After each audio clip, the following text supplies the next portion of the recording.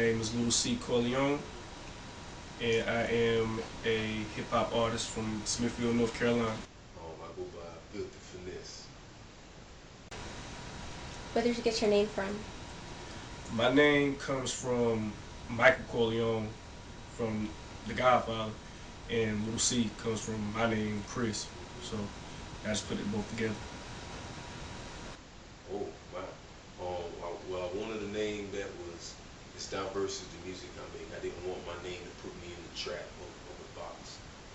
I didn't want to be young anything because I'm going to get old one day. I didn't want to be little nothing because I'm 6'6". You know, I didn't want a name that when you hear my name, you can say, oh, he's just going to rap about such and such. You know, I wanted a name that's diverse, that'll grab your attention. Like, what did you say? I got to hear this. You know, so I wanted a name that was street, that was commercial, it was just everything, you know, gangster, but it's lyrical. You know, I had fun, but you know, I get deep. So I just wanted a name that didn't put me in the box of any particular genre of rap. Why or how did you start rapping?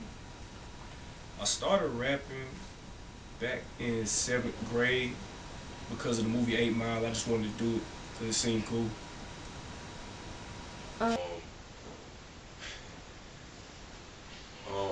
When I was younger, I was watching 106 in Park, and I couldn't believe the stuff I was seeing up there. And I was like, I used to play with it, I used to freestyle or whatever. And I couldn't believe what I was seeing up there. Some of the people that were making it all the way to #1. And I was like, man, that could be #1. I can make, you know, I'm saying better stuff off the top of my head, just playing. And they really sitting down, writing it out, going to studios and stuff. So I really thought, you know, if they could do it, I could do it. And I, you know, love music. Describe your style of rap. My style is lyrical, fast-paced, harmonic, with a blend of R&B and melody. My style of rap, I gotta say, is southern. It's definitely dirty South music, but it's lyrical. There's, you know, wordplay, punchlines, this topic, there's lyrical content and everything. So it's not what you typically used to or expect out of a down south artist. And who influences your style? I have numerous influences, such as Bone Thugs and Harmony, Twista, King Los, Drake, Lil Wayne, many more to name: Jadakiss, Big L, Nas, Jay-Z. What's my style? I got to say Young Jeezy, T.I., and the old Rick Ross.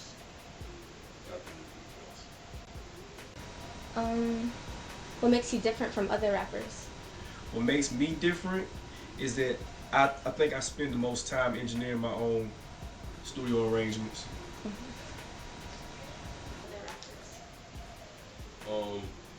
Well, I make records for different areas, for different genres and everything, but in everything I do, I only talk about things I've experienced. So if I talk about a club record, I'm talking about things I'm doing, things I was there for, partook in, me and my friends or whatever, you know. So with everything I talk about in my music, it's not necessarily a song as much as it's, you know, just a particular story of a particular incident or time in my life. I like to call them audio biographies. What do you think of the mixtape industry? The mixtape industry is important because not too many unknown artists are going to get on without mixtapes gaining the core fan base before any deal comes their way.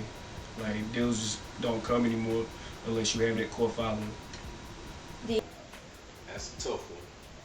It's good for artists breaking out, for artists that's trying to come out, because you know, if you're putting a product out there and you say you drop an album and you want a person to pay $9, $10 to get it, and they don't know who you are, and you're sitting on the shelf next to somebody they do know, you know, they're gonna grab that Lil Wayne album if your album's next to his.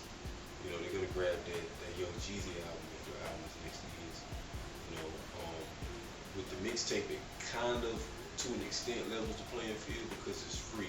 So a person may download it and really listen to it. Like, what's the worst that can happen? You didn't waste no money. You don't like it, you just erase it off the computer.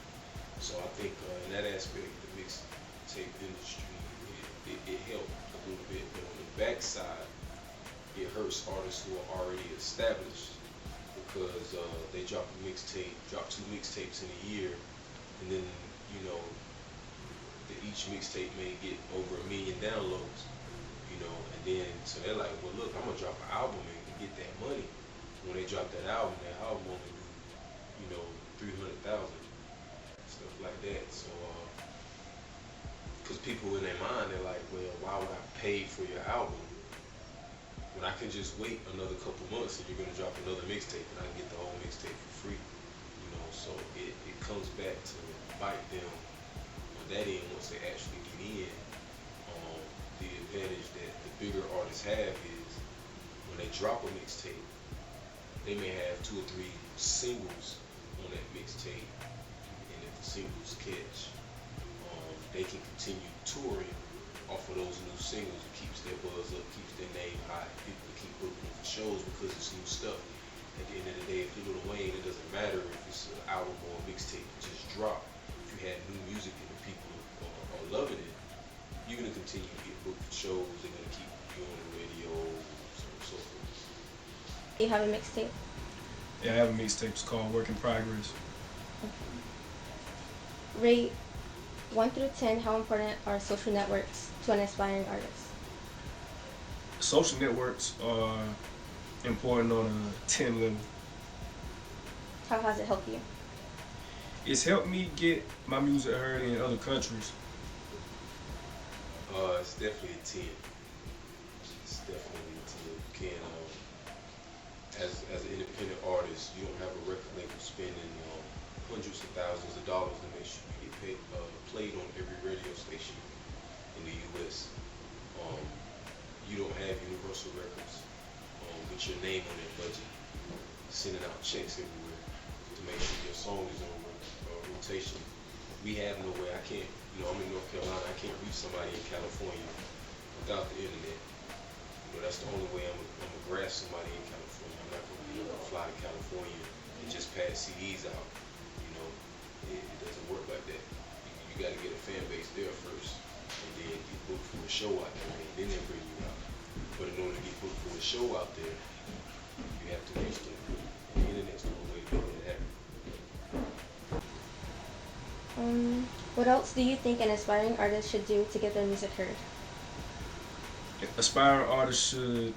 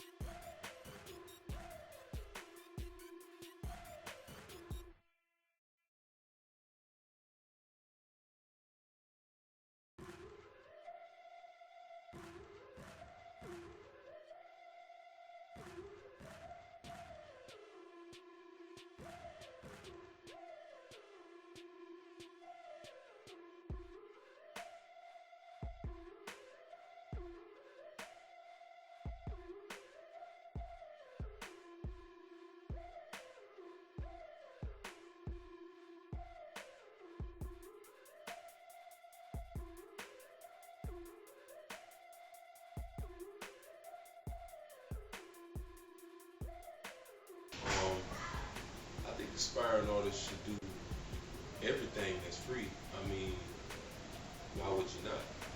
Any site that'll carry your music for free, why wouldn't you put it up there? It's free. What do you have to lose?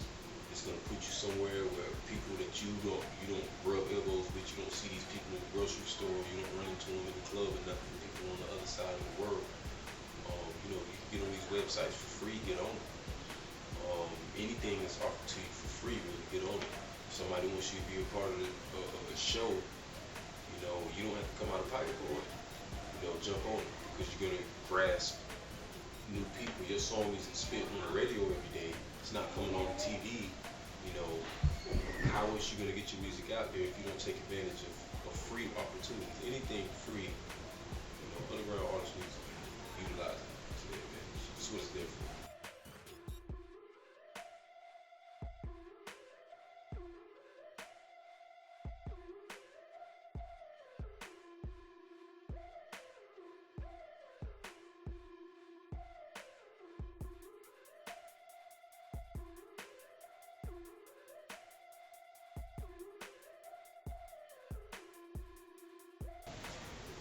Yeah, it's not easy. It's not cheap. It takes a lot of dedication. If you don't love it, don't do it. Don't waste your time.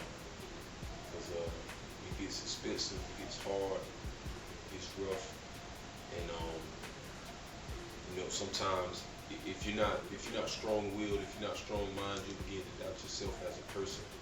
You begin to wonder if these other people are really better than you. They're not. They just know who they knew, and they pulled some strings and got on. If you don't love it, if you don't absolutely love it, don't waste your time. It's gonna take some real dedication, unless you have a relative that's already in there. Yeah, it works out. So, what do you think of the mixtape industry and at-home studios and that kind of stuff? Turn that off for a second. Actually, no. Believe it or not, the mixtape industry and home studios have done a whole lot for allowing people, artists to get their stuff out nowadays. Simply because when I was, say, your age, which was a long, long time ago, the only way you could have a recording studio, quite literally, was, a recorder, 250 grand.